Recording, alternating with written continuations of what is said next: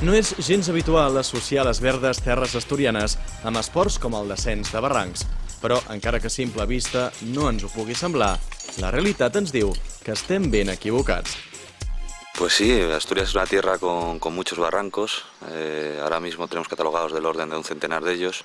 Lo que pasa es que por desgracia la normativa legal de parques nacionales y parques naturales pues ha restringido muchos de los descensos. Aún así pues quedan muchos barrancos de suficiente calidad para descender, ¿no? Es un buen destino deportivo para el barranquista. El Pablo és un especialista en aquest tema. És membre de l'Escola Asturiana d'Espeleologia i Canyons i avui, juntament amb la Beatriz, ens acompanyarà a fer un dels molts barrancs que s'amaguen a Astúries. Pues vamos a hacer uno que se llama la Jo de Colín, que es bastante poco conocido y que es muy bonito, tiene mucho ambiente, muy encajado, muy estrecho, con una sucesión de pequeños rápeles y yo creo que te va a gustar. Avui ens desplacem cap a la part més oriental d'Astúries, en concret fins al poble de Sant Román de Mieva. Pues aquí estamos en el pueblo de San Román, con unas bonitas muestras de arquitectura popular, a unos 500 metros sobre el nivel del mar, y desde aquí vamos a empezar el descenso del barranco de Colín. Nos llevará unas horitas hasta bajar al nivel del río Sella, donde acabaremos la actividad. El paisatge verd d'Astúries ja ens indica que és una zona on hi acostuma a ploure de forma abundant. Això, juntament amb els forts desnivells que hi ha, el fan un lloc molt propici pels barrancs. Pues en época de aguas bajas tiene un problema bastante severo de polución. El pueblo que hemos acabado de ver pues vierte sus aguas fecales aquí, tiene una pequeña decantadora pero no llega a limpiar mucho y en verano está bastante polucionado. En esta època, con aguas un poco más elevadas, pues no hay problema. La primera part transcorre per roca de quarsita i no és molt encaixonat, de manera que cal caminar bastant. Tot i això, hi ha algun salt d'aigua per entretenir-se. És un bon moment per baixar tranquils, gaudint de la frondosa vegetació que ens envolta. Los barrancos y cañones aquí en Asturias, como podéis observar, son muy frondosos en cuanto a vegetación. Entre el clima muy húmedo de Asturias y que los ríos en la cordillera Cantábrica vierten de sur a norte y por tanto son muy umbríos y tienen pocas horas de luz, pues la consecuencia es esta, ¿no? Esta vegetación casi selvática que tenemos en muchos de los barrancos asturianos.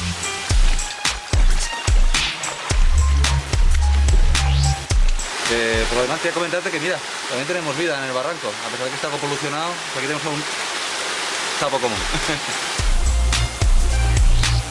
Muy bien, estoy deseando ya nadar un poco y no caminar tanto. Finalment sembla que deixem enrere el camí i comença el barranc de debò.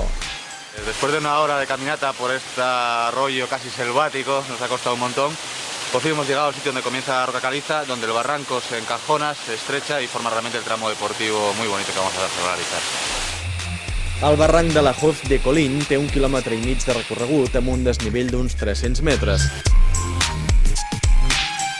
Es fa en unes 4 hores i es caracteritza sobretot per la gran quantitat de petits ràpels que s'han d'anar superant, en concret 13. Pues ahora un poco de impresión al principio, pero bueno, nada, esto es el primero. El riu baixa molt encaixonat, serpentejant la roca i saltant de cascada en cascada. El problema és que aquest primer tram és molt estret i les maniobres són complicades, ja que amb prou feines hi ha espai per posar els peus.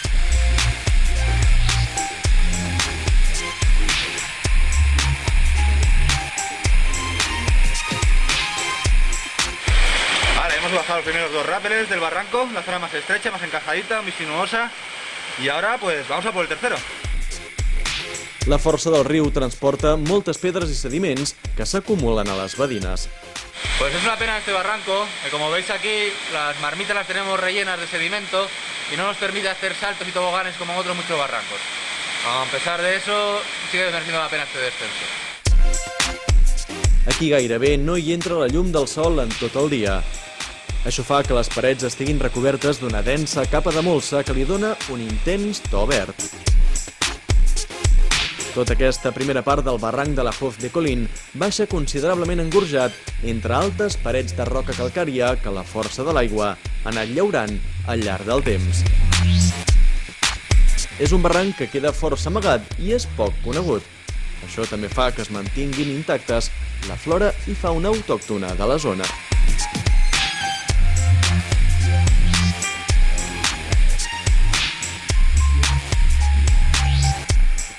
Per cert, algú havia dit que aquí no hi ha tobogan?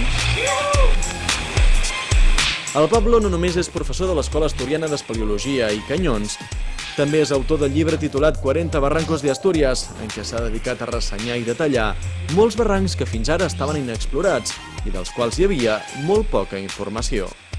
Barrancos en Asturias se vienen equipando y extendiendo desde finales de los 80, pero la verdad es que eran conocidos por un grupo de gente local, que éramos muy pocas personas. Quizá en los últimos 3 años, a raíz de la publicación del libro de Barrancos de Asturias, que escribió Servidor y que ha publicado Editorial Desnivel, pues sí es que empieza a haber mucho más movimiento de gente de otras regiones de España, incluso de extranjeros, franceses, y ya empezamos a ver mucho más ambiente barranquista de lo que era habitual por toda esta comarca.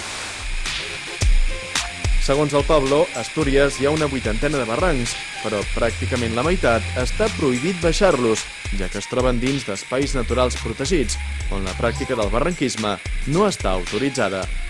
Aquest, però, no és el cas del Dalahof de Colin.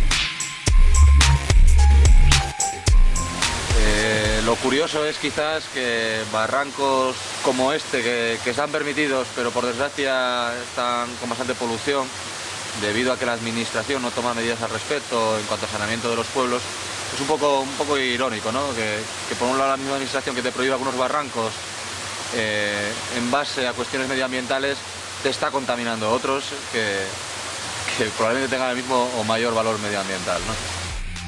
Ell i altres companys es van adonar del potencial barranquista de la regió asturiana.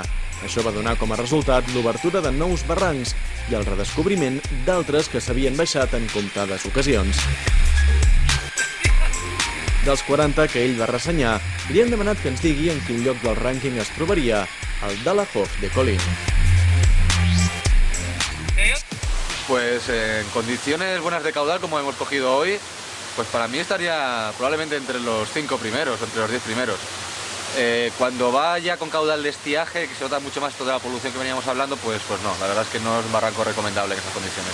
Pero haciéndolo como lo hemos hecho hoy, es uno quizás de los más bonitos, de los que son legales, que se pueden hacer legalmente, de los más bonitos del oriente de Asturias.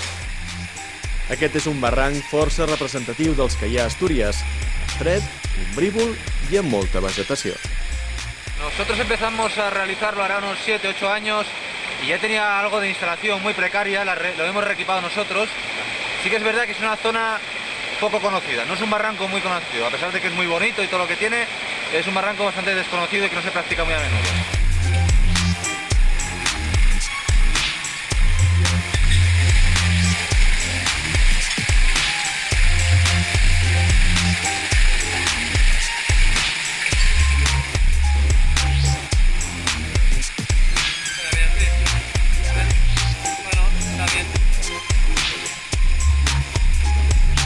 Pues en esta placita de aquí, efectivamente, normalmente el caudal se sume bajo tierra y a partir de ese punto circula de forma subterránea. Solo en épocas de caudal alto circula por el resto del río al agua. Al ser roca caliza y estar muy castificada, pues hay muchos conductos subterráneos que drenan todo el caudal. Aquí desapareix l'aigua que ja no tornarà a la superfície fins pràcticament desembocar al riu Sella. Això vol dir que el barranc acaba aquí. Se terminó ya. Este es el caminito de salida y ya vamos a la búsqueda de los coches. Si hem començat caminant entre vegetació, acabem de la mateixa forma, en aquest cas entre falgueres i castanyers, ja de camí al cotxe, després d'haver descobert que Astúries també és una destinació a tenir en compte pels amants del barranquisme.